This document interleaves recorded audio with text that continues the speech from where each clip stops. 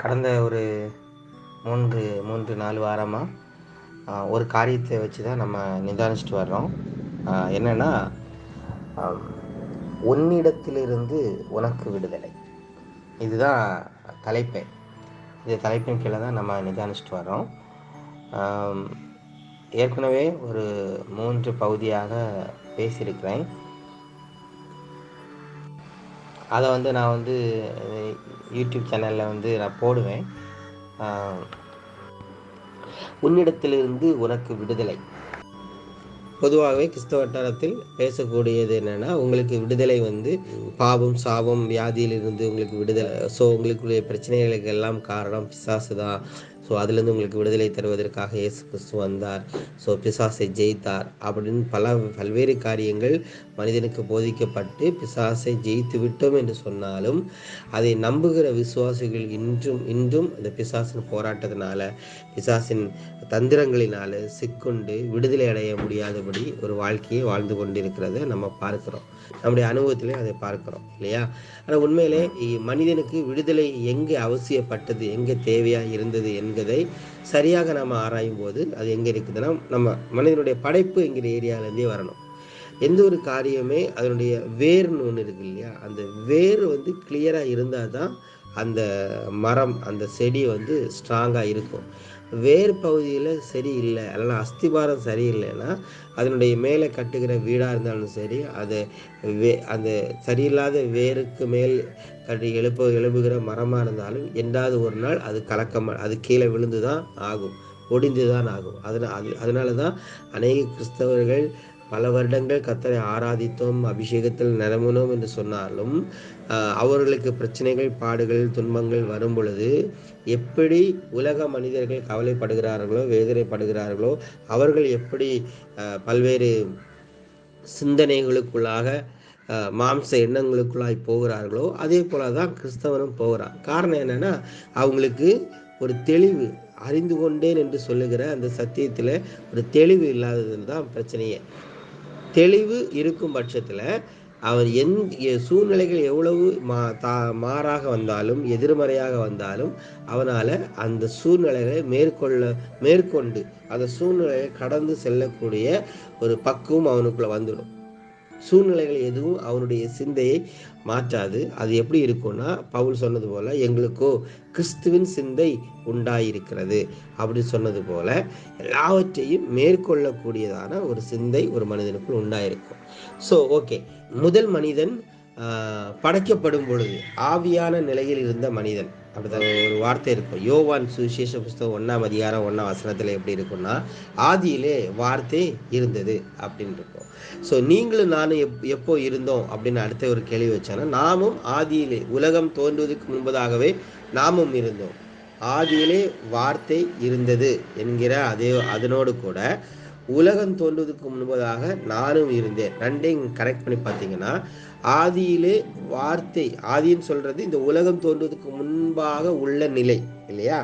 So அந்த உலகம் தோன்றுவதற்கு முன்பதாக வார்த்தை, அதாவது தெய்வீகம், கிறிஸ்து, ஜீவன் இருந்தது. நான் எங்க இருந்தேன்? நானும் அந்த ஜீவனுக்குள்ளாக தான் இருந்தேன். இப்போ ஜீவன் அல்லது கிறிஸ்து, தெய்வீகம் என்று சொல்லும் பொழுது, இல்லைன்னா வார்த்தை என்று சொல்லும் பொழுது, அதற்குள்ளாக யாரு தான் இருக்கிறோம்? நீங்களும் நானும் இருக்கிறோம். ஓகேங்களா?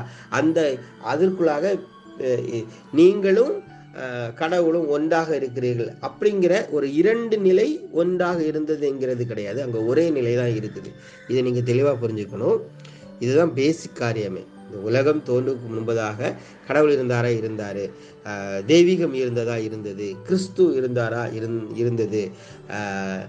அது ஆண்பாலும் கிடையாது, பெண்பாலும் கிடையாது, இருந்தது அப்படின்னு ஏன் சொல்றேன்னா, நீங்க யோவான் சுவிசேஷம் 1:1 வாசிக்கும் போது, ஆதியிலே வார்த்தை இருந்தார், இல்லை இருந்தாள் கிடையாது, ஆண்பாலும் பெண்பாலும் கிடையாது, இருந்தது இல்லையா? தெய்வீகம் ஆண்பாலுக்கும் பெண்பாலுக்கும் அப்பாற்பட்ட, மனிதனுடைய சிந்தைக்கு அப்பாற்பட்ட நிலையில தெய்வீகம் இருந்தது, கிறிஸ்து இருந்தது, ஜீவன் இருந்தது. அதற்குள்ளாக நானும் இருக்கிறோம். இப்போ நீங்க அதை இன்னொரு அப்டேட்டா நான் சொல்றேன்னா, நீங்க எப்படி இருக்கிறீங்கன்னா, அந்த கிறிஸ்துக்குள்ளாக இருக்கிறதுனால ஒன்றான நிலையில இருக்கிறீங்க.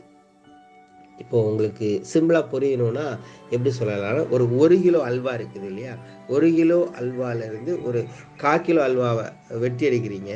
இப்போ 1 கிலோ அல்வாக்குள்ளே இருக்கக்கூடிய அதே குவான்டிட்டி, அதே தரம் இந்த 1/4 கிலோ அல்வாக்குள்ளே இருக்குமானா இருக்கும் இல்லையா. 1/4 கிலோ அல்வாக்குள்ள இதுக்குள்ள 1 கிலோ அல்வாக்குள்ள இருக்கக்கூடிய என்ன சுவை, என்ன இன்கிரீடியன்ஸ் போட்டிருக்காங்களோ எல்லாமே இந்த 1/4 கிலோ அல்வாக்குள்ள இருக்குது இல்லையா. இப்போ இது 1 கிலோ அல்வா, இது 1/4 கிலோ அல்வா, ரெண்டா இருக்குது இல்லையா. இது இந்த ரெண்டா இருக்கக்கூடியது, இந்த 1/4 கிலோ அல்வா முதலாவது எப்படி இருந்துச்சுன்னா இந்த 1 கிலோ அல்வாக்குள்ள இருந்துச்சு. இப்போ நீங்க 1 கிலோ அல்வாவை எப்படி சொல்லுவீங்க? அல்வா அப்படிதான் சொல்லுவீங்களே தவிர அது 1 கிலோ அல்வாக்குள்ள 1/4 கிலோ அல்வா இருந்துச்சு அப்படிலாம் பார்க்க மாட்டீங்க. அல்வா அவ்வளோதான். புரியுதா? உங்களுக்கு புரியுதுக்காக இந்த எடுத்துக்காட்டை சொல்றேன். அல்வா அப்படின்னு சொல்றது மாதிரி ஆதியிலே வார்த்தை இருந்ததுன்னு சொல்லும்போது அங்கே நானும் இருந்தேன். அப்ப நானும் எப்படிப்பட்ட நிலையில இருக்கிறேன் என்றால், நானும் வார்த்தை என்கிற ஏரியால தான் இருக்கிறேன். நானும் கிறிஸ்து என்கிற நிலையில் தான் இருக்கிறேன். நானும் ஜீவன் என்கிற நிலையில் தான் இருக்கிறேன். யோவான் சுவிசேஷ புஸ்தகம் 1ஆம் அதிகாரம் 1ஆம் வசனத்தில் இருக்குது, ஆதியிலே வார்த்தை இருந்தது, அந்த வார்த்தை தேவனிடத்தில் இருந்தது, அந்த வார்த்தை தேவனாய் இருந்தது. நான் சொல்கிறத நீங்கள் ஆவியில் புரிந்து கொள்ளணும். புரியலை பிரதர் அப்படின்னாலும் நீங்கள் அதை குறித்து ரொம்ப குழம்ப வேண்டிய அவசியம் இல்லை. நீங்கள் தொடர்ந்து அந்த நிதானிப்புக்குள்ளே இருக்கும் பொழுது நிச்சயமாக புரியும். ஆதியிலே வார்த்தை இருந்தது, அந்த வார்த்தை தேவனிடத்தில் இருந்தது, அந்த வார்த்தை தேவனாய் இருந்தது. அதே அப்போ வார்த்தைங்கிற இடத்துல உங்களை போடுங்க. ஆதியில நீங்க இருந்தீங்க, நீங்க தேவனிடத்தில் இருந்தீங்க, அந்த நீங்க தேவனாக இருந்தீங்க. இதை சொல்லும்போது நிறையவளால் அதை ஏற்றுக்கொள்ளவே முடியாது. இப்போ நான் இருக்கிறேன் என்றது வார்த்தை வருது. இப்போ வார்த்தை வேறு, நான் வேறு கிடையாது. வார்த்தையும் நானும் ஒன்று தான். நான் இருந்தால் வார்த்தை இருக்கும், வார்த்தை இருந்தால் நான் இருக்கும். அதே மாதிரி ஆதியிலே வார்த்தை இருந்ததுன்னு சொல்லும் பொழுது அதே நேரத்தில் உலகம் தோன்றுவதற்கு முன்பதாக ஆதியிலே நானும் இருந்தேன். நானும் வார்த்தையும் ஒன்றான நிலையில் தான் இருந்தோம். அங்கே ரெண்டுங்கிற பிரிவே கிடையாது. ஒன்றான நிலையில் அங்கே என்னதான் இருக்குதுன்னா வார்த்தை, இல்லைன்னா கிறிஸ்து, இல்லைன்னா ஜீவன், இதுதான் இருந்துச்சு இல்லையா. இப்போ நீங்கள் எப்படி இருக்கிறீங்க? நீங்கள் ஜீவனாகவே இருக்கீங்க. ஒரு நிமிஷம். நீங்கள் ஜீவனாகவே இருக்கீங்க, நீங்கள் தெய்வீகத்தின் நிலையில் இருக்கீங்க, நீங்கள் வார்த்தையாகவே இருக்கீங்க. நீங்களும் நானும் கிறிஸ்துவின் தன்மைக்குள்ளாக கிறிஸ்துவாகவே இருக்கிறோம். இதை நிச்சயமாக எல்லாராலையும் அதை ஏற்றுக்கொள்ள முடியாது, புரிந்து கொள்ள முடியாது. ஆவியின் சிந்தையில் தான் நம்ம அதை சரியாக புரிஞ்சுக்க முடியும். இப்போ உலகம் தோன்றுவதற்கு முன்பதாக வார்த்தை இருந்தது அப்படின்னு சொல்லும் பொழுது அந்த வார்த்தைக்குள்ளாக நீங்களும் நானும் இருக்கிறோம். எப்படி இருக்கிறோம்? நானும் வார்த்தையாகவே இருக்கிறேன். எப்படி 1 கிலோ அல்வாலேருந்து பிரிந்து வந்த ஒரு 1/4 கிலோ அல்வாவை சேர்த்தா 2 அல்வா தான். இது 1 கிலோ அல்வா பெருசு, 1/4 கிலோ அல்வா சின்னதுங்கிறது அந்த நிலை கிடையாது. குவாலிட்டியில் உயர்வு தாழ்வுங்கிறதே கிடையாது. ரெண்டும் ஒரே தன்மையில் தான் இருக்குது. மாதிரி நீங்களும் நானும் கிறிஸ்துவும் ஒரே தன்மைக்குள்ளாகவே இருக்கிறோம். ஓகேயா? இப்படிப்பட்ட நிலையில் இருக்கக்கூடிய அந்த வார்த்தை ஜீவன் சொல்லலாம் இல்லையா. இது எப்படி இருக்குன்னா, அந்த வார்த்தைக்குள்ள ஜீவன் இருந்தது, அந்த ஜீவன் மனுஷனு ஒளியா இருந்தது. அப்படியே நீங்க அந்த வசனத்தை வாசிங்கன்னா, அந்த வார்த்தை மாம்சமாகி, எந்த வார்த்தை? ஆதியில வார்த்தை இருந்ததுன்னு சொன்னேன் இல்லையா, ஆதியில கிறிஸ்து இருந்ததுன்னு சொன்னேன் இல்லையா. அந்த வார்த்தை கிறிஸ்துங்கிறது யாரு? முழு தெய்வீகம். அந்த தெய்வீகத்துக்குள்ள யார் இருக்கிறா? நீங்களும் நானும் இருக்கிறோம். நானும் எப்படி தான் இருக்கிறேன்? வார்த்தையாக தான் இருக்கிறேன். ஸோ அந்த வார்த்தை மாம்சமாகி எப்படி இந்த வசனம் இயேசு கிறிஸ்துவை குறித்து சொல்லப்பட்ட வசனம் இல்லையா. நீங்கள் முதல் மனிதனுக்கு நீங்கள் அப்ளை பண்ணி பாருங்க. அந்த வார்த்தை, ஆதியிலே இருந்த அந்த வார்த்தை மாம்சமாகி பூமிக்கு வந்தது. ஓகேயா? மாம்சமாகி பூமிக்கு வந்தது. அந்த மனிதனுக்கு ஆதாம், இந்த மனிதனுக்கு இயேசு அப்படின்னு பெயர் கொடுக்கப்பட்டுச்சு. இப்போ உங்களுக்கு புரியும் நினைக்கிறேன். இப்போ ஆதாம் என்று சொல்லும் பொழுது அந்த இடத்துல நீங்கள் யாரை வச்சுக்கணும்னா, உங்களை நீங்கள் அப்படியே அட்ரஸ் பண்ணிக்கோங்க. நீங்கள் தான் அதுக்கு அடையாளமே. முதல் மனிதனுடைய இடத்துல உங்களை வச்சுக்கோங்க. இந்த முதல் மனிதனாகிய இந்த ஆதாம் முழுக்க எப்படி இருக்கிறான்னா, தெய்வீக நிலையில் இருக்கிறான், தெய்வீக சிந்தையில் இருக்கிறான்,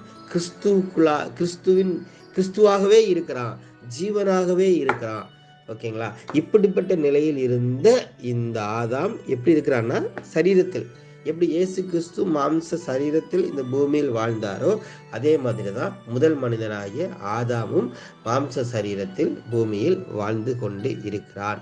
ஸோ இப்படிப்பட்ட ஆதாமுடைய வாழ்க்கை எப்படிப்பட்ட நிலையில் இருந்தது என்றால், அவன் இப்போ நாம சொல்றோம்ல, இளைப்பாறுதல், சமாதானம், சந்தோஷம், இந்த வார்த்தையெல்லாம் அவனுக்கு சொன்னா புரியுமானா எனக்கு தெரிஞ்ச ஆரம்பத்தில் புரிய வாய்ப்பில்லை. ஏன்னா நான் சந்தோஷம் அப்படின்னு சொல்ல காரணமே, துக்கம்னு ஒரு காரியத்தை நான் என்னுடைய சிந்தை புரிஞ்சு வச்சிருக்கிறது. அதனால சந்தோஷம் நான் பிரிச்சு வைக்கிறேன். அப்படித்தானே? இப்ப நான் உயர்வு அப்படின்னு சொல்ல காரணம் என்னன்னா, இதெல்லாம் தாழ்வு அப்படின்னு என்னுடைய மனது ஒண்ணு தீர்மானிச்சு வச்சிருக்கிறதுனாலதான் இதை உயர்வு அப்படின்னு சொல்றேன். ஓகேங்களா? அதே மாதிரி நீங்க இளைப்பாறுதல் அந்த ஒரு வார்த்தை எடுக்கலாமா? இளைப்பாறுதல், தெய்வீக சந்தோஷம், பேரின்பம், கிறிஸ்துக்குள்ளான ஒரு சமாதானமான வாழ்வு இப்படின்னு சொன்னா, ஏன் இதெல்லாம் இந்த வார்த்தையெல்லாம் நாம இப்போ சொல்ல வேண்டிய நிலையில் இருக்கிறோம், இப்படி பிரிச்சு பார்க்கக்கூடிய நிலையில் இருக்கிறோம் என்றால், மனிதனுடைய சிந்தை 2 நிலையில இருக்குது. மனிதனுடைய சிந்தை 2 தன்மையில இருக்குது. என்னது? நல்லது கெட்டது என்கிற அந்த அறிவின் அடிப்படையில எல்லாத்தையும் 2 நிலையில அவன் பார்க்கறதுனால அவனுக்கு பிரிச்சு பார்க்கக்கூடிய நிலை அவனுக்கு இருக்குது. இப்போ முதல் மனிதனுக்கு அப்படி இருக்குமான எதுவுமே கிடையாது. அவனுக்கு நீ இளைப்பாறுதலா இருக்கிறான்னு கேட்டானா அவன் என்ன பதில் சொல்லியிருப்பான்? இளைப்பாறுதல். நாம இளைப்பாறுதல்லாம் இருக்கிறேன்னு கேட்டா நாம என்ன சொல்லுவோம்? ஆமா இருக்கிற மாதிரி. ஏன் அப்படின்னு சொல்லி நான் இளைப்பாறுதலாக இருக்கிறேன் அப்படின்னு சொல்லும் பொழுது என்னுடைய மனது எதை நினைக்குதுன்னா, என்னது இளைப்பாறுதல் இல்லாத ஒரு காரியங்கள் உலக மனிதர்கள இருக்குது, அது ஏன்ட்ட இல்லை. பதட்டம், கலக்கம், பயம், இது எதுவுமே எனக்கு இல்லை.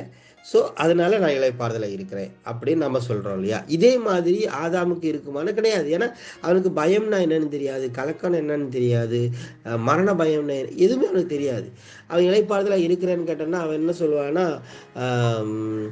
இளைப்பாறுதலாக இருக்கிறேன்னா, ஆம் நான் இருக்கிறேன், நான் வாழ்ந்து கொண்டு இருக்கிறேன் அப்படிதான் சொல்லுவான். நான் வாழ்ந்து கொண்டிருக்கேன், என் வாழ்க்கையில இருக்கிற ஒவ்வொரு காரியத்தையும் நான் வாழ்ந்து கொண்டிருக்கிறேன் அப்படிதான் சொல்லுவான். எப்போ அந்த மனிதனுக்கு இந்த 2 நிலை வந்தது அப்படின்னா, என்னைக்கு அவனுடைய சிந்தை அந்த தெய்வீகம் என்கிற அந்த நிலையிலிருந்து அவன் மாற ஆரம்பிச்சானோ, அங்கதான் அவனுக்கு எல்லாமே 2ஆ தெரிய ஆரம்பிச்சது. புரியுதா உங்களுக்கு? இது ரொம்ப இந்த ஏரியா மட்டும் நீங்க புரிய ஆரம்பிச்சிட்டீங்கன்னு வைங்களேன், நம்ம லைஃப்ல இருக்கக்கூடிய எல்லாத்தையும் ஈஸியாக நம்மளால ஹேண்டில் பண்ண முடியும். இது எனக்கு நல்லது அப்படின்னு ஒரு காரியத்தை சேர்த்து வைக்கிறதுக்கு நம்ம பிரயாசப்படவும் மாட்டோம். இது எனக்கு கெட்டது அப்படின்னு அதை அவாய்ட் பண்றது இடத்துலையும் நாம இருக்க மாட்டோம்.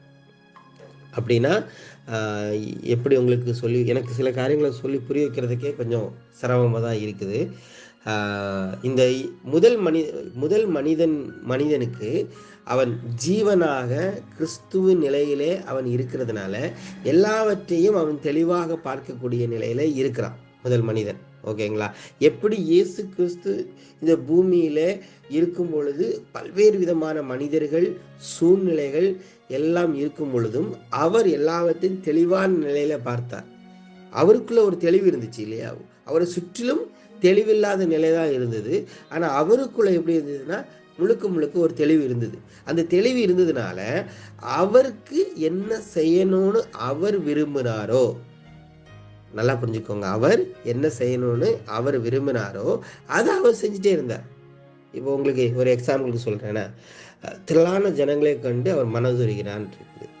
ஆனால் பெதஸ்தா குளத்தில் போகும்போது அங்கே மட்டும் நிறைய பேர், அந்த பெதஸ்தா குளத்தில நிறைய பேர் வியாதியஸ்தான் இருந்தாங்க. இன்னும் சொல்லப்போனால் அங்கே இருக்கிறவங்க எல்லாருமே வியாதியஸ்தர்களாக இருந்தாங்க. ஆனால் எல்லாருக்கும் அவர் சுகத்தை கொடுக்கறதுக்கு பண்ணாரா அப்படின்னு கேட்டார்னா இல்லை. ஒரே ஒரு மனிதனை பார்த்தாரு, அவன்கிட்ட சில காரியங்களை பேசினாரு, போயிட்டே இருந்தார். அவருடைய லைஃப்பை நீங்கள் பார்த்தீங்கன்னா எதையுமே ஒரு ஃபார்முலாக்குள்ளாக அவரை உள்ளடக்கி அவரை பார்க்கவே முடியாது. அவர் இப்போ அவர் அற்புதம் பண்ணார் இல்லையா? அவர் நிறைய ஹீலிங்லாம் பண்ணார். எதையுமே ஒரு இப்படிதான் பண்ணணுங்கிற ஒரு ஏரியாவில் அவர் இருக்கல.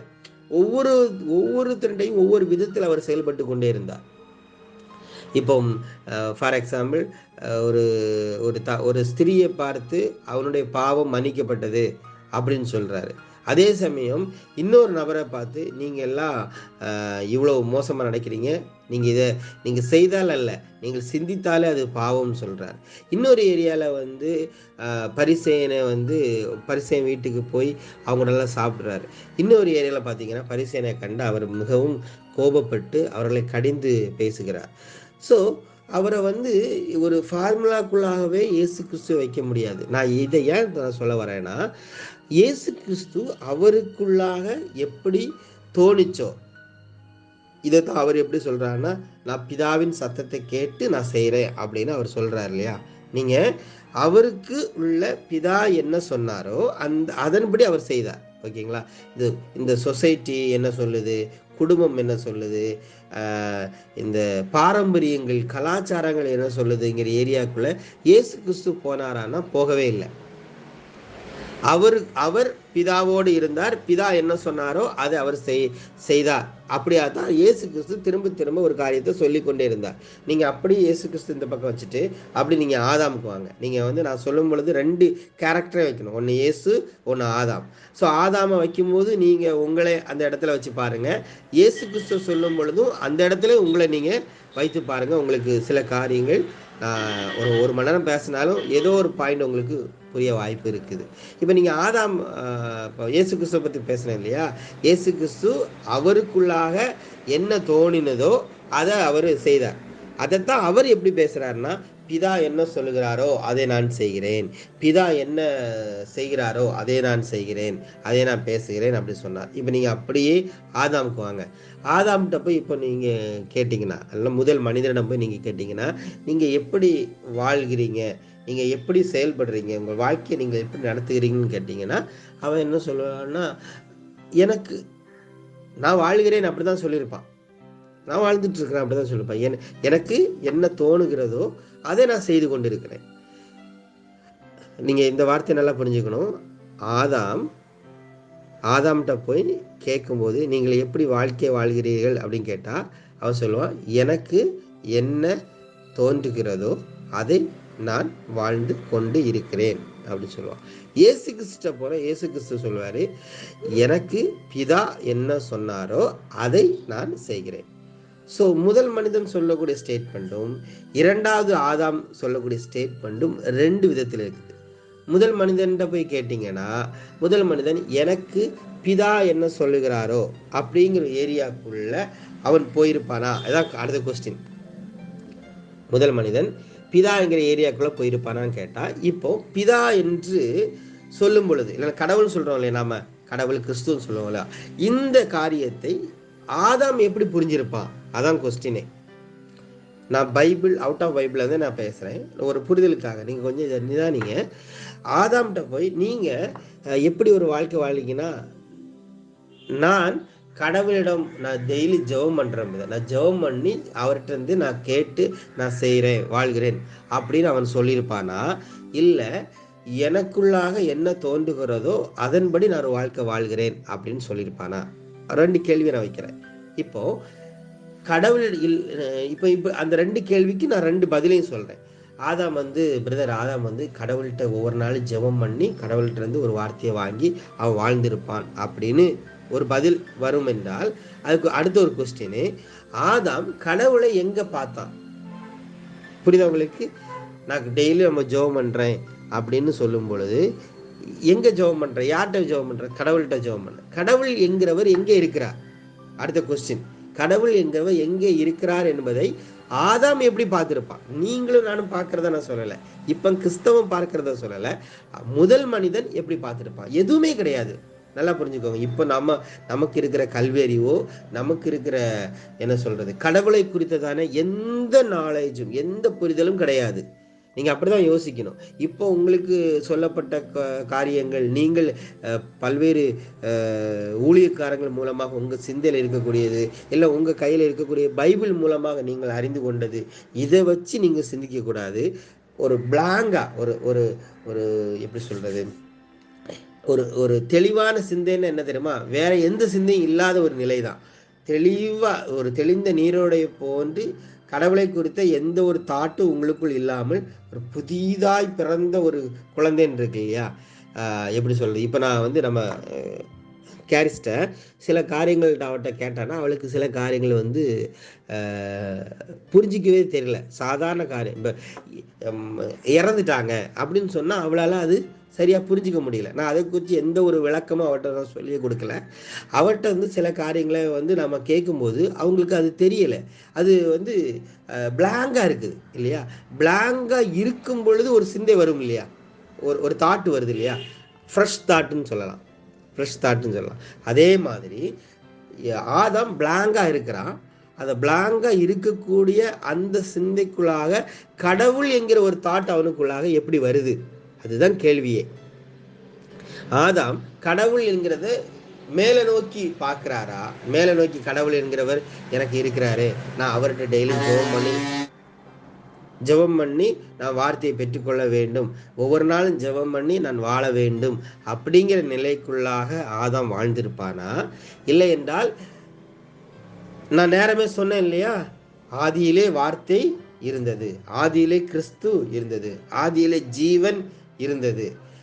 அந்த ஜீவன், அந்த கிறிஸ்து, அந்த வார்த்தை எப்படி வார்த்தை மாம்சமாகி, எப்படி இயேசு கிறிஸ்துவுக்கு நம்ம சொன்னோம் இல்லையா, வார்த்தை மாம்சமாகி இயேசு என்கிற மானிடனாய் பிறந்ததோ, அதே போல வார்த்தை மாம்சமாகி ஆதாமாக இந்த பூமியில வந்தது. புரியுது உங்களுக்கு? அதனால தான் இயேசு கிறிஸ்துவ மென்ஷன் பண்ணும்போது 2ஆம் ஆதாம் அப்படின்னு பைபிளே சொல்லியிருக்கோம். ஓகேங்களா? இப்போ முதல் மனிதன் ஆதாம் வார்த்தையாக இருந்த ஆதாம், ஆதியிலே வார்த்தை இருந்ததுன்னு சொன்னேன் இல்லையா, அந்த வார்த்தையாக இருந்த ஆதாம், கிறிஸ்துவின் தன்மைக்குள்ள இருந்த ஆதாம், ஜீவனாகவே இருந்த ஆதாம் சரீர உடல் எடுத்து இந்த பூமிக்கு வந்திருக்கிறான். இப்போ அவன் வாழும் பொழுது அவனுக்குள்ளதான் ஜீவனே இருக்குது, அவனுக்குள்ளதான் வார்த்தை இருக்கிறது, அவனுக்குள்ளதான் கிறிஸ்து இருக்குது. இன்னும் ஒருபடி நான் மேலே போய் சொல்றேனே, எப்படி இயேசு கிறிஸ்து மென்ஷன் பண்ணும் பொழுது 2ஆம் ஆதாம் அப்படின்னு 2ஆம் ஆதாம் தான் இயேசு கிறிஸ்துவ காட்டுறாங்க. அப்படின்னா என்ன அர்த்தம்னா, இந்த பூமிக்கு இயேசு கிறிஸ்து வார்த்தையா இருந்த தெய்வம் இயேசு கிறிஸ்துவாக இந்த பூமிக்கு வந்ததோ, அதே போலதான் முதல் மனிதனும் வார்த்தையா இருந்தது இந்த பூமிக்கு வந்திருக்குது. நான் சொல்றதை நீங்க புரிஞ்சுக்கணும். முதல் ஆதாம், 2ஆம் ஆதாம் இல்லையா. ஆதாம் இயேசு கிறிஸ்து. ஸோ இயேசு கிறிஸ்து இந்த பூமிக்கு வர்றதுக்கு முன்னாடி எப்படி இருந்தார் அப்படின்னு கேட்டீங்கன்னா, வார்த்தையாக இருந்தார் அப்படின்னு சொல்றோம் இல்லையா. வார்த்தையா இருந்தது பூமிக்கு சரீர உடல் எடுத்து வந்திருக்குது. அந்த சரீரத்திற்கு ஒரு பெயர் தான் என்னதுன்னா இயேசு அப்படின்னு ஒரு பெயர் கொடுக்கப்படுகிறது. கிறிஸ்து என்பது என்னன்னா, நீங்க கிறிஸ்து எதை குறிக்குதுன்னா, அந்த வார்த்தை, அந்த ஜீவன், அதை குறிக்குது. இன்னும் உங்களுக்கு புரியும்படி சொல்லணும்னா, இயேசு என்பது மனுஷீகத்தையும், கிறிஸ்து என்பது தெய்வீகத்தையும், இயேசு என்பது மனுஷகுமாரனையும், கிறிஸ்து என்பது தேவகுமாரனையும் வெளிப்படுத்துகிறதாக இருக்கிறது. ஓகேயா?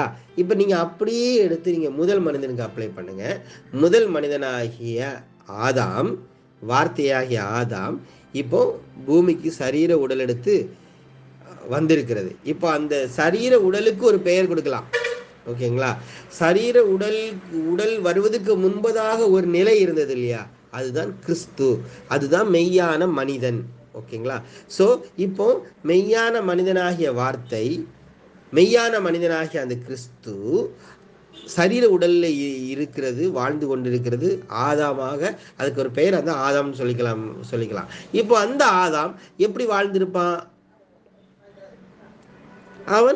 அவனுக்கு என்ன வாழ்க்கை கொடுக்கப்பட்டிருந்ததோ, அவனுக்குள் என்ன சிந்தை இருந்ததோ அந்த சிந்தையின்படி வாழ்ந்திருப்பான். அவன் கடவுளை வெளியில பார்ப்பானா? வெளியில பார்க்கக்கூடிய நிலை இருக்குமா அப்படின்னு கேட்டா கிடையாது. ஓகேங்களா? சொல்றத நீங்க சரியா புரிஞ்சிக்கலனாலும் பிரச்சனை கிடையாது. நீங்க திரும்ப என்னிடத்துல நீங்க கேள்விகளை வைக்கலாம். கேள்விகளை வச்சு ஒருவேளை உங்களுக்கு புரியல அப்படின்னா, எனக்கு புரியலை ஆனால் நீ சொல்கிறத ஏற்றுக்கொள்கிறேன் அப்படிலாம் நீங்கள் ஒரு நாள் நீங்கள் எடுக்கவே கூடாது. புரியலைன்னா புரியலை தான். ஓகேங்களா? அதை நீங்கள் வெயிட் பண்ணுங்கள். ஒரு டைம் வரும்பொழுது ஆட்டோமேட்டிக்காக புரியக்கூடிய நிலையில் உங்கள் சிந்தை மறுரூபப்படும். நான் எப்படி இப்போ நான் கேரிஸ் இருக்கிறேன், கேரிஸுக்கு சில காரியங்கள் சொல்லும் பொழுது அவளுக்கு புரியலை. ஆனால் அந்த வளர்ச்சி வர வர வர ஆட்டோமேட்டிக்காக புரிய வேண்டிய காரியங்கள் தானாக புரியுது இல்லையா?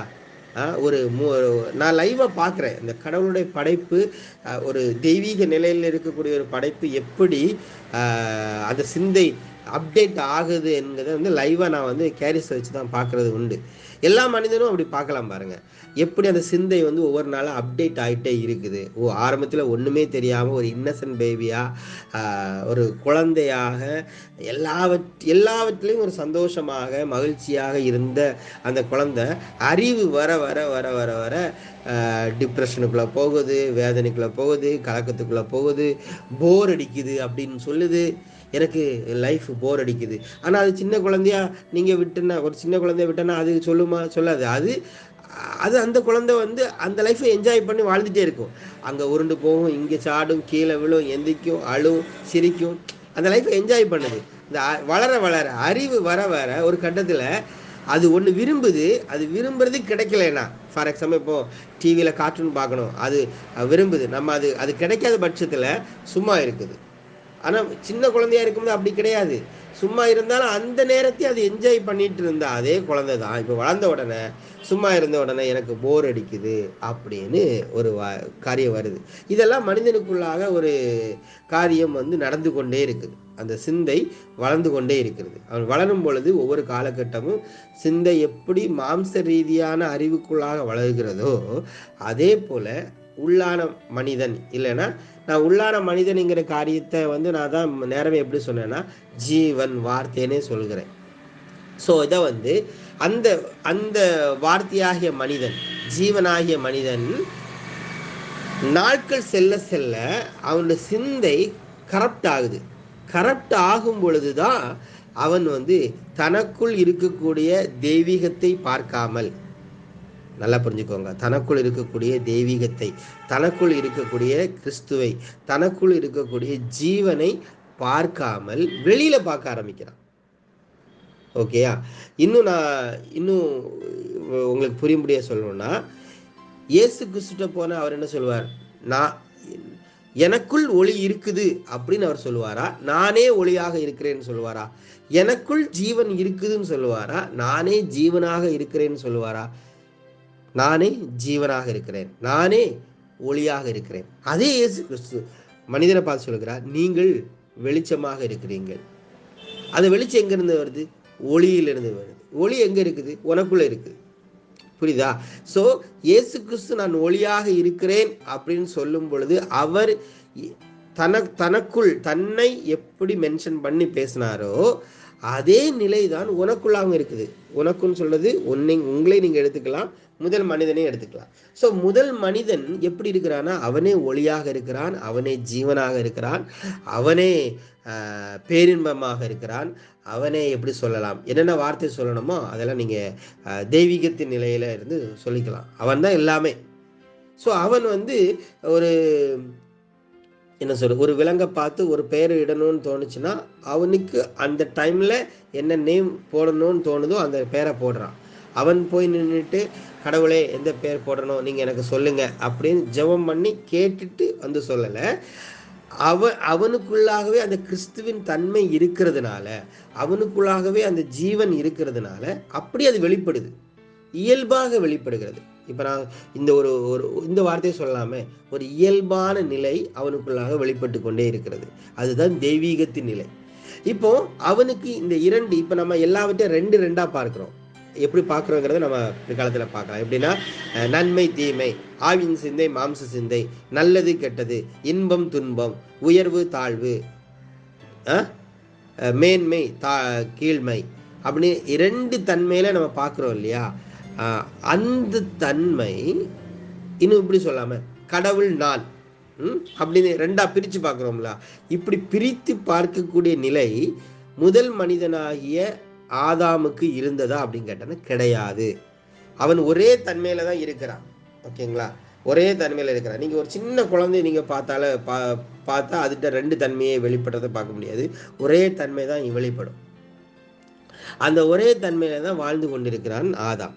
இப்போ ஒரே தன்மையில வாழ்ந்து கொண்டிருந்த, ஒரே இறைத்தன்மையில் வாழ்ந்து கொண்டிருந்த, கிறிஸ்துவின் தன்மையில் வாழ்ந்து கொண்டிருந்த, ஜீவனின் தன்மையில் வாழ்ந்து கொண்டிருந்த ஆதாம் எப்படி 2 தன்மைக்குள்ளாக வந்தான்? எப்படி கடவுள் பிசாசு என்கிற 2 தன்மை அவனுக்குள்ளாக உருவானது? எப்படி நல்லது கெட்டது என்கிற 2 நிலை உருவானது? நன்மை தீமை என்கிற 2 நிலை உருவானது என்கிறதை நம்ம வரும் நாட்களில் நம்ம அதை குறித்து நிதானிக்கலாம்.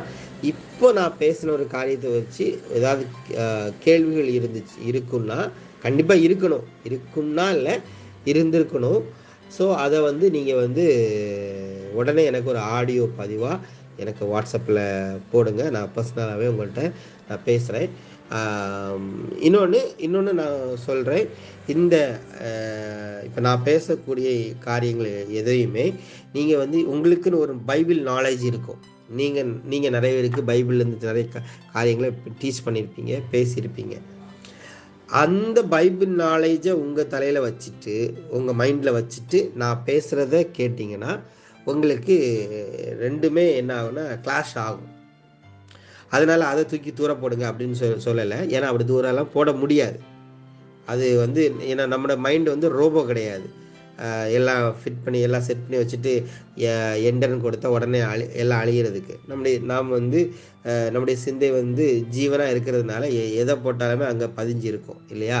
ஸோ நீங்கள் இதுவரை கேட்ட, நீங்கள் மற்றவங்களுக்கு பிரசங்கித்த இயேசு கிறிஸ்துவை குறித்தும் உங்களை குறித்தும் மனிதனை குறித்தும் பேசின காரியங்கள் எல்லாம் ஒரு பக்கம் இருக்கட்டும். அது நீங்கள் அது தப்பு, அது வேண்டாம் அப்படின்னு நான் சொல்லலை. அது ஒரு பக்கம் இருக்கட்டும். இன்னொரு பக்கம் நான் பேசுகிறேன் இல்லையா, இந்த காரியத்தை நீங்கள் நிதானிக்கும் பொழுது இப்போ நான் பேசுகிற காரியமும் ஏற்கனவே நீங்கள் நிதானித்த காரியமும் எப்படி கிளாஷ் ஆகும்போது அதில் ஒரு கேள்வி உண்டாகும் பார்த்தீங்களா? அந்த கேள்வியை நீங்கள் உங்களுக்கு நீங்களே கேளுங்க, நீங்கள் பதிவு வைங்க. அந்த கேள்வியிலிருந்து அடுத்த ஸ்டெப்பே பேச முடியும். டிஸ்கஷனுங்கிற ஒரு ஏரியாக்குள்ளே போகும் பொழுது தான் ஒரு தெளிவு அங்கே உண்டாகும். இல்லைன்னா என்ன ஆயிடுது தெரியுமா? ஒரு மனிதன் பேசுகிறதையே கேட்டு ஃபாலோ பண்ணக்கூடிய இடத்துல ஒரு மனிதனுக்கு சீடர்களாக, ஒரு மனிதனுக்கு ஃபேன்ஸாக இருக்கக்கூடிய நிலை தான் இன்னைக்கு ஹோல் வேர்ல்டுல இருக்குது. அது ஒவ்வொரு துறைன்னு சொல்லலாம் இல்லையா? கலைத்துறை, சினிமாத்துறை, விளையாட்டுத்துறை, அரசியல், மதம், சபை, இப்படின்னு ஒவ்வொரு ஏரியாவை நீங்கள் எடுத்து பார்த்தீங்கன்னா எல்லா ஏரியாலையும் ஃபாலோவர்ஸ் தான் இருக்காங்க. குறிப்பிட்ட சில மனிதர்களை ஃபாலோ பண்ணுறவங்க இருக்கிறாங்க. அப்படி கிடையவே கிடையாது. யாரும் யாரையும் ஃபாலோ பண்ணக்கூடிய இடத்துல கிடையாது. எல்லாருக்குள்ளாகவும் அந்த கிறிஸ்து ஜீவனாகவே இருக்கிறார் என்கிறதை அவரவர் அறியணும். அவரவர் அறிந்து உணர்ந்து புரிந்து வாழ்க்கை வாழணும். அப்படி வாழ்க்கை வாழக்கூடிய இப்போ 4 பேர் இருக்கிறோம் எங்களை, இந்த 4 பேரும் ஒரே சரீரமாக, ஒவ்வொருவரும் ஒவ்வொரு அவயவமாக இருக்கிறீங்க. நான் கையாக இருக்கலாம், நீங்கள் காலாக இருக்கலாம், இன்னொரு நபர் கண்ணாக இருக்கலாம், இன்னொரு நபர் கழுத்தாக இருக்கலாம், வயிறாக இருக்கலாம். ஒவ்வொரு அவயவம் நம்ம 4-5 பேரும் ஒவ்வொரு அவயவமாக இருக்கிறோம். ஒவ்வொரு அவயவமும் பூரணமாக இருக்குது. ஒரு அவயவத்தை காட்டில் இன்னொரு அவயவம் மேலானது, மேன்மையானதுன்னு கிடையவே கிடையாது. இதை மனிதன் உண்டு பண்ணுதான். அப்படி இன்னைக்கு நாம் பின்பற்றுகிற அநேக காரியங்கள் 99% காரியங்களும் மனிதன் உண்டு பண்ணது. நன்மை தீமை அறிவின் அடிப்படையில் மனிதன் உண்டு பண்ண காரியத்தை தான் நம்ம இப்போ முக்கியப்படுத்திட்டு இருக்கோம்.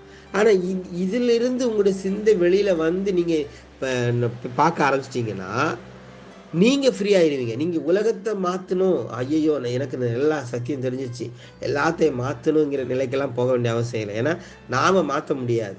அது எல்லாரும் எப்படி நான் எனக்குள் இருந்த அந்த கிறிஸ்து ஜீவனை அறிந்து கொண்டேனோ அதே போல் ஒவ்வொருவரும் அறியும் பொழுதுதான் அங்கே விடுதலை. அதான் ஒரு வசனம், சத்தியத்தை அறிவீர்கள். என்னால் அறிய வைப்பதற்காக நான் முயற்சி பண்ணலாமான்னா முடியவே முடியாது. நான் அறிந்து கொண்ட காரியத்தை நான் உங்கள்கிட்ட என்னுடைய புரிதலை நான் பேசுகிறேன், ஓகேங்களா? இதை நீங்கள் நிதானிக்கும் பொழுது உங்களுக்குள்ள இருந்து கேள்விகளும் அதுக்குரிய பதில்களும் எல்லாமே உங்களுக்குள்ள தான் பிறக்கும் பொழுது உங்களுக்கு ஒரு உணர்வு வருது பார்த்தீங்களா? அதுதான் உங்களை விடுதலையாக்கும். இப்போ நான் ஒரு பிரியாணி சாப்பிட்டுட்டு நான் சாப்பிட்டுட்டேன் அப்படின்னு சொல்லிட்டு உங்கள்கிட்ட விளக்கி சொல்லும் பொழுது டேஸ்ட்டாக இருக்கும். நான் விளக்கி பேசுகிறதுலையே சில சமையல் பண்ணக்கூடியவங்க அவங்க சமையல் பண்ணக்கூடிய அந்த காரியத்தை விளக்கி சொல்லும் பொழுது நாக்கில் எச்சி ஊறும் இல்லையா, அந்த அளவுக்கு டேஸ்டியாக விளக்கி சொல்லுவாங்க. என்னதான் விளக்கி சொல்லும் பொழுது அதை குறித்து சுவையை நான் ஏதோ ஒரு வகையில் நான் புரிந்து கொண்டாலும் டைரக்டாக அந்த சாப்பாடை எடுத்து நான் சாப்பிட்டு என் நாக்கில் டேஸ்ட் அப்புறம் ஒரு உணர்வு வருது பார்த்தீங்களா, அதுதான் அந்த உணர்வு, அதுதான் உங்களுடையது, அதுதான் உங்களுக்குள் இருந்து வருகிறது. அந்த உணர்வு தான் உங்களுக்கு விடுதலையும் கொடுக்கும். ஓகேங்களா? இல்லாத பட்சத்தில் ஒரு மனிதர் சொல்கிறத மட்டும் கேட்டு நீங்கள் ஆமாம் அந்த பிரதர் சொன்னால் கரெக்டாக தான் இருக்கும், அந்த அண்ணன் சொன்னால் கரெக்டாக தான் இருக்கும் அப்படின்னு நீங்கள் கேட்டு கேட்டு கேட்டு நம்பக்கூடிய இடத்துல வந்தீங்கன்னா ஒரு கட்டத்தில் நிச்சயமாக அது உங்களுக்கு ஒரு விடுதலை அப்படின்னு நினச்சிக்கிற ஏரியாவே நம்மளை தவறான பாதைக்கு நேரம் கொண்டு போகும். அப்படி தான் நிறைய பேர் என்ன ஆயிடுதுன்னா தவறான பாதைக்கு போகிறத நான் லைவாகவே பார்க்குறேன். தவறான பாதைன்னா மோசமான பாதை இல்லை, சத்தியத்தை தவறாக புரிந்து கொண்டு செயல்படுகிற ஒரு தன்மைகள்.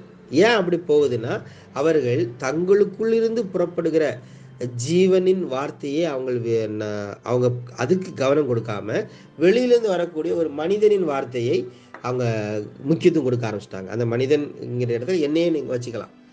அதனால தான் நான் திரும்ப திரும்ப சொல்லக்கூடிய காரியம், நான் பேசுகிற காரியம் முழுக்க முழுக்க நான் அறிந்தது, நான் புரிந்து கொண்ட காரியத்தை தான் உங்கள்கிட்ட நான் சப்மிட் பண்ணுறேன், உங்கள்கிட்ட நான் பேசுகிறேன். ஆனால் நீங்கள் அதை நீங்கள் கேட்குறீங்க, உங்களுக்கு ஒரு தூண்டுதலாக இருக்குது, அவ்வளோதான் தூண்டுதலாக இருக்குது.